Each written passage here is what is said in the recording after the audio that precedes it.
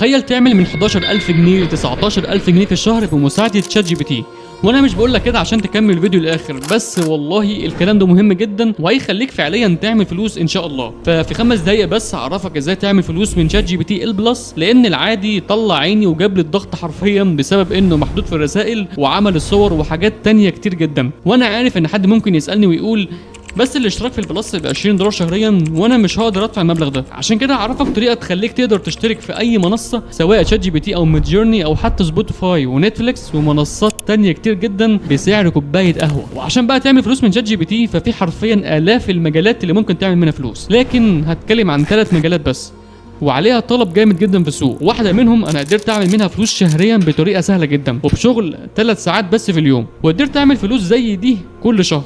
ولكن اولا بقى انت لازم تكون مشترك في شات جي بي تي بلس، والطريقه بقى اللي قلت عليها وهي اولا انك تخش على الموقع ده وهو موقع جيمز جو، لان ده من افضل المواقع اللي بيدي لك اشتراكات رخيصه جدا لكل المواقع اللي انت عايزها باقل من اشتراك الموقع نفسه. وده بسبب ان في كل المواقع اللي هتحتاجها زي بقى شات جي بي تي بلس وسبوتيفاي وكل مواقع الذكاء الاصطناعي منهم ميدجورني، وهتلاقي كمان بقى نتفليكس. ولكن ازاي كل الاشتراكات رخيصه جدا عن الاشتراك الاساسي زي مثلا شات جي بي تي اللي في الاساس اصلا اشتراكه ب $20 ولكن في الموقع ب $5 بس، او حتى مواقع الذكاء الاصطناعي اللي اشتراكها ب $20 واكتر من كده بكتير بس هنا ب $4 بس. عشان كده قررت استغل الفرصه دي واشتري شات جي بي تي البلس واخليه يساعدني اني اخيرا اعمل فلوس. بس اولا كان لازم افهم الموقع قبل ما ادفع جنيه واحد، وده لان ممكن يكون فيه مشكله. وبعد ساعه لقيت حاجه مهمه جدا، ان اولا في 8 اقسام زي قسم الذكاء الاصطناعي وفي كل مواقع الاي اي باقل سعر شفته في السوق. ولكن بقى في حاجه، وهي اني لو اشتريت فعلا وحصل مشكله هل اقدر الاقي حد يحلها؟ فلقيت قسم كامل لخدمه العملاء شغالين 24 ساعه، يعني اقدر اضمن فلوسي. عشان كده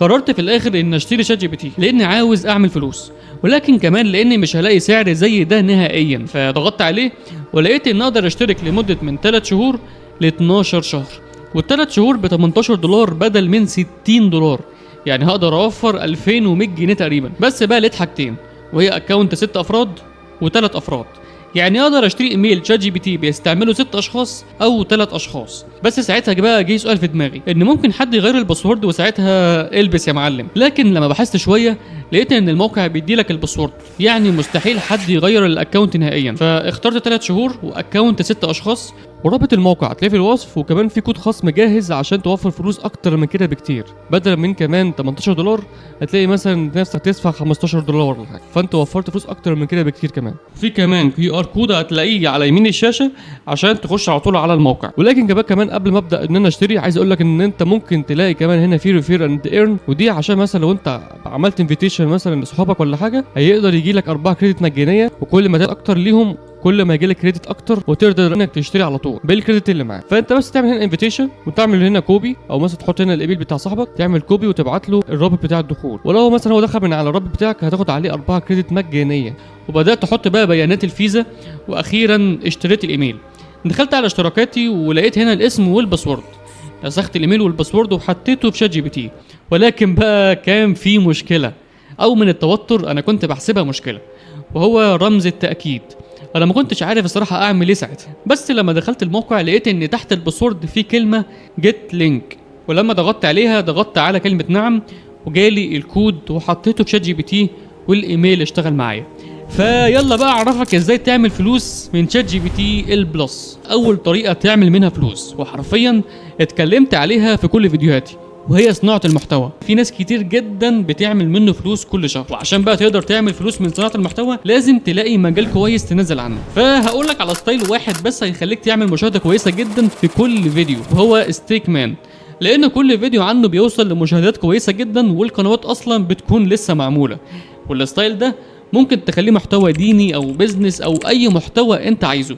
وعشان بقى تقدر تعمل المحتوى ده انت محتاج السكريبت والصور بالذكاء الاصطناعي، وشات جي بي تي البلس بيعمل صور احترافيه جدا ويقدر يعمل 100 صوره يوميا. فانت هتقدر تنزل حرفيا فيديو 8 دقائق كل يوم. فاولا تخش على شات جي بي تي وتبعت له البرومت ده، وكل البرومتات هتلاقيها في الوصف ومجانا. فبعد ما تحط البرومت هيجيب لك كل الافكار اللي هي الفايرال، وتحط بقى البرومت التاني وتحط بقى في الحته دي فكره الفيديو اللي انت اخترتها. بعد كده تعمل اوكي، هتاخد السكريبت وتحوله لصوت بالذكاء الاصطناعي من موقع 11 لابس. بعد كده تبدا تاخد بقى كل برومبت وتحطه في شات جي بي تي وتحط بس الكلمه دي في الاول. بكده بقى انت قدرت تعمل الصوره، تعمل نفس النظام لكل البرومبتات، وتخش بعد كده على كاب كات وتحط الصوت والصور وشويه افكتات، وخلص الموضوع يا معلم. انت كده معاك محتوى تقدر تنزل عنه حرفيا كل يوم بفيديو اكتر من 5 دقايق، ومحتاج منك بس انك تستمر لمده شهرين وشوف النتيجه، وصدقني والله انت مش هتندم. لكن لو انت بقى عاوز مجال يعملك فلوس على ارض الواقع وعليه حرفيا طلب كبير جدا في السوق، ومرتبه من 10000 جنيه ل 19000 جنيه في الشهر، فهو مجال خدمه العملاء. وانا شفت شركات كتير جدا عاوزه ناس تشتغل خدمه عملاء من اول بي 1 وانت طالع، ولما شفت المرتبات بتاعتهم لقيتها من 9500 جنيه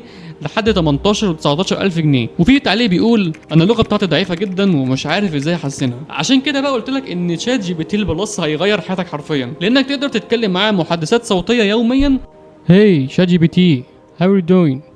Oh, you know, just living the dream, being a disembodied digital voice with a mild dose of sarcasm, because that's apparently what passes for fun around here. Okay.